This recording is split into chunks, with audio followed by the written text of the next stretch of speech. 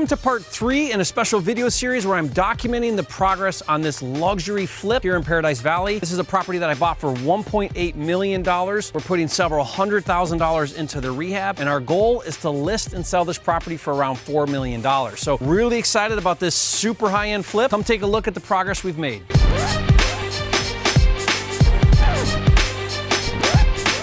This video is brought to you by 10K Club, a program that pays you $10,000 for finding ugly houses. Learn more at my10kcheck.com.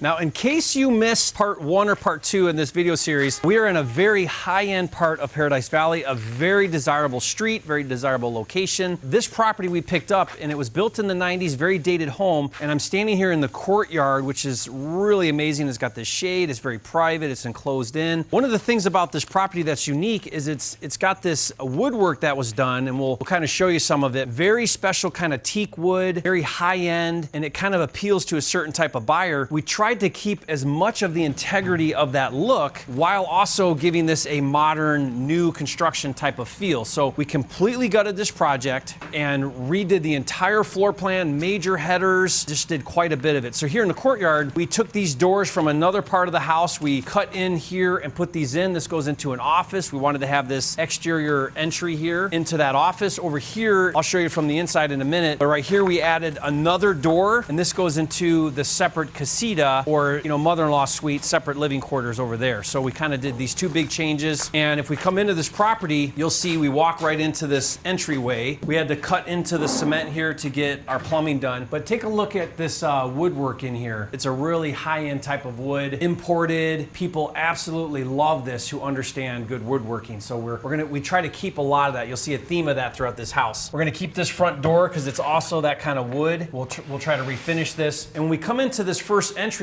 here, this was all arches because that's what they did in the 90s. Well, now everybody wants, tight edges. We've had to square this off. We've squared off these entryways. We kept this brick ceiling here, and we have this in a couple different places in the house. And again, this really gives it that Spanish kind of old world look with a modern type of house. So we're pretty excited about keeping a lot of those features. We kept the windows in this, redid all of the wood floors, and if you walk into this great room here now, you'll see again more of this woodwork with these beams. So we kept that in this room. This was all chopped up into rooms, low ceilings. We ran headers in here, and we completely opened this up. In the last part 2 video, you could see they were putting in the headers and it was all tore up. Now it's all at drywall stage. We've got all of that done, all of our roughs done, electrical, mechanical, plumbing, all the drywall's hung now. They're getting ready to mud. Now we're gonna fly. I mean, our goal is, this is always the hardest part of any big rehab, is getting to drywall. Our focus is always, how do we get it to drywall? How do we get it to drywall? Because then it's just simple now, right? It's cabinets, it's flooring, it's paint, it's just finish work. We've got all of that on order right now, so our goal is in the next couple months to be done and on the market. It doesn't look like it when you see it like this. It looks like, wow, you got a ton of work still to do, but really all of the hard work has now been done. We've made so many different revisions to get to this floor plan, and that's one of the keys to doing high-end rehabbing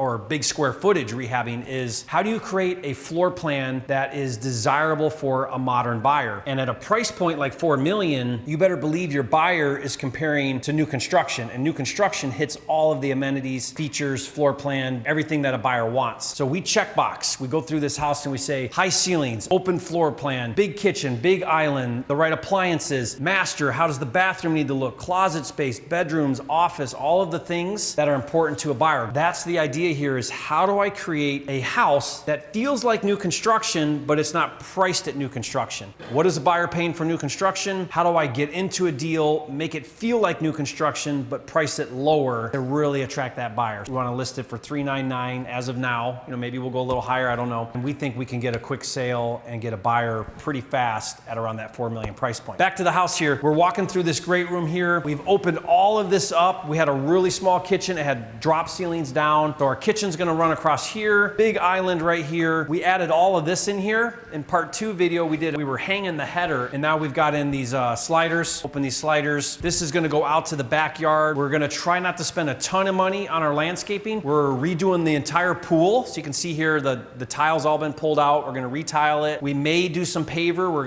We're trying not to. The one thing that we gotta be careful of is you can spend $50,000 on paver out there and it doesn't get you any more money on the back end. One of the tricky parts is let's try to hit all of the things we can. If we hit enough things that buyers want, they'll be forgiving on some things. So we try to pick usually 2 or 3 things that we could spend money on, but we don't. And if we do enough other things, a buyer will forgive you for that. It's an art, not a science. It takes some experience. It takes a really good eye and a knowledge of the market to figure out what you can get away with and what you can't get away with. We feel that we don't need to spend, $100,000 on our landscaping, which we could easily do to completely upgrade our backyard landscaping, right? So we're gonna spend the money somewhere else with the idea that a buyer is gonna say, you know what, I'm getting such a deal. There's 9 out of 10 things done here. I'm okay to let go with the landscaping. I'm not gonna make an issue out of that, okay? So that's kind of the idea there. If you come over here, this is like a little breakfast nook. We've thought about making this kind of like an enclosed pantry, but we have a huge pantry over here. I think we keep it as a breakfast nook. It's got these windows in here, and then check out the ceiling treatment. Again, this matches that front foyer when you first come in. We've got this theme in a couple different rooms, so it kind of keeps that flow of that kind of old world Spanish look. These windows though, like these are going back in. Follow me this way. This used to be in this corner right here, a little bar, and we ripped it out. You can see here we framed in, and this is now our powder. You need a powder on your main room, and the location is perfect because here's your great room, here's your living room, your kitchen, all of that. So your guest kind of powder is right here. This walking by here is the office. This had low ceilings. We were able to push the ceilings up. This exterior wall here, we cut in this door. This now is the office with a separate entry out to the courtyard, which is really awesome because you can go out in there, it's private, it's shaded, and it's really cool to have kind of that office entry exit. So if you work from home, you can kind of come and go. We're really proud of how this office turned out. Follow me this way.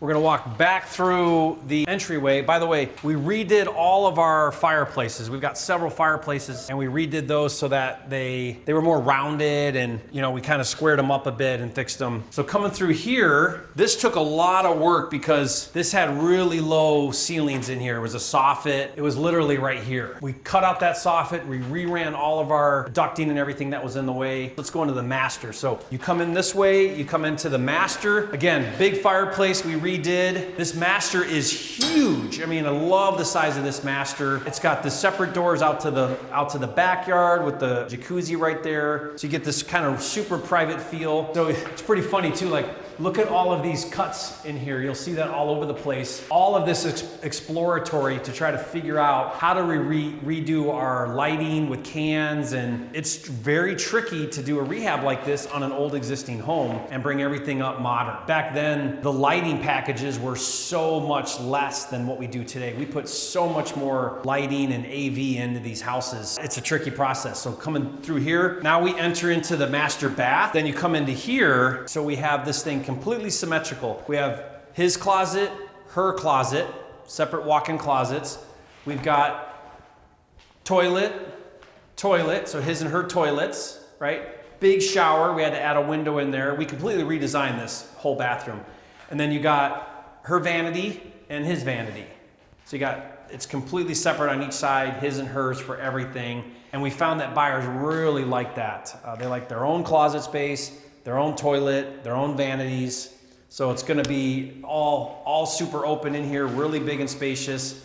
So now we come down this hallway into this separate part of the house. We've got these windows here out to the courtyard, and this is that door I showed a minute ago that we added. And the reason why is a true casita or mother-in-law suite needs its own entrance. If you do have adult child or your mom or dad or whatever, they can come and go on their own, right? But we wanted to create this so that if someone wanted to use it as just more living square footage for their home, it could easily be that. So this serves now as either a second master or a casita. So this would be your open room here. You'd have like a bed wall, probably TV right there. This could be like your living quarters. This is going to be a kitchenette, but this could also be pool table, right? And it could be a game room. It could be like a man cave where it's all furniture and a big TV and you just hang out over here. So you have all those options. And then right here is the master bathroom, like a second master bathroom. So you come in right here, you would have vanity across here, double sinks. You've got your toilet, you've got your shower right here. So let's have a big glass door right here. Big shower, toilet, vanities. Over here, we're gonna put in storage cabinets, like linen closets. And then this would be like your closet, master closet. So you can see here, this house really is a double master or master casita or master game room, separate bath and all of that. You know, we're really trying to appeal to, how do we appeal to a younger buyer? How do we appeal to an older buyer? How do we create a product that could go a bunch of different ways so we're not too boxed in with what a buyer wants? And a lot of that information is coming from our knowledge of new construction. So one of the reasons why I'm such a good rehabber is because I also flip new construction.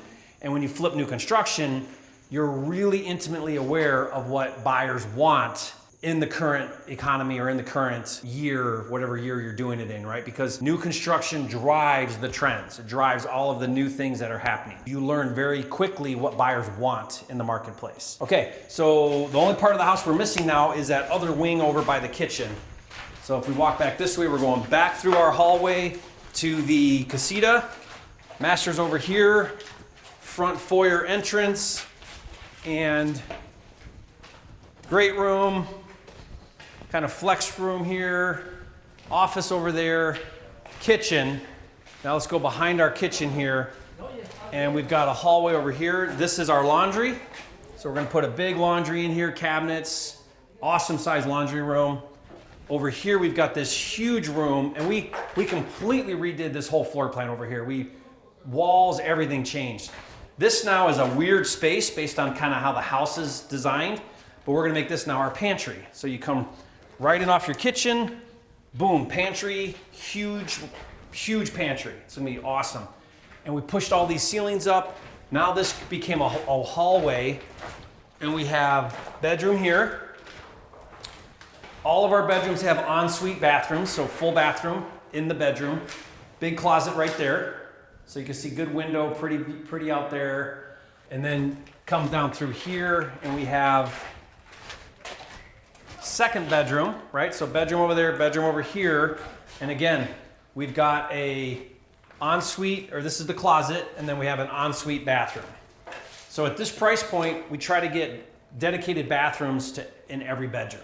Because why? That's what we do in new construction. Okay, so we're really master, 2 full bedrooms with en-suites. The casita, which would be our 4th bedroom, or it could be a flex room. Because think about it, an older couple that doesn't have kids, they may not need the bedroom space, right? And then we have the office. So it's really a 4 bedroom with a full office, which hits the checkbox for what a buyer wants.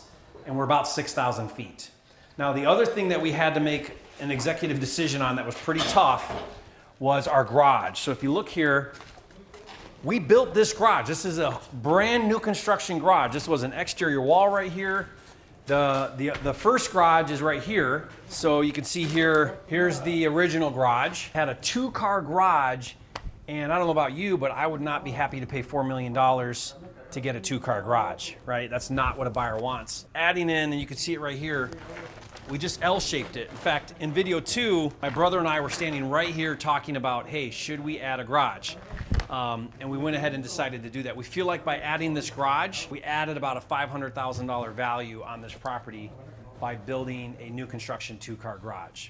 Now we're probably gonna have to do, it didn't have it, but we're probably gonna have to put in driveway. It's just got this dirt drive in here. So we'll probably pave in a driveway. That's the house here. So guys, really fun to do this walkthrough. Can't wait to show you the finished product. It's amazing now, like I said, what's gonna happen as we go from drywall to now finish. So cabinets, flooring. Once we get our cabinets in, it'll just go really fast. Cabinets drive your rehabs. If you're ever rehabbing a house, you're always waiting on cabinets. It's just the hardest, longest process when you're doing custom, because it's all got to be made, because it's special measurement, right? Now that we've got that kind of at that stage, we're gonna get our flooring in, our cabinets in, our counters in, all our finish, lighting packages, and we're gonna rock and roll. I'll keep you posted. We'll do another video. Thanks for following. Guys, if you haven't yet, be sure to subscribe to my channel. With over 725 videos, this is the #1 channel on YouTube for all things flipping, and I'll see you on the next video.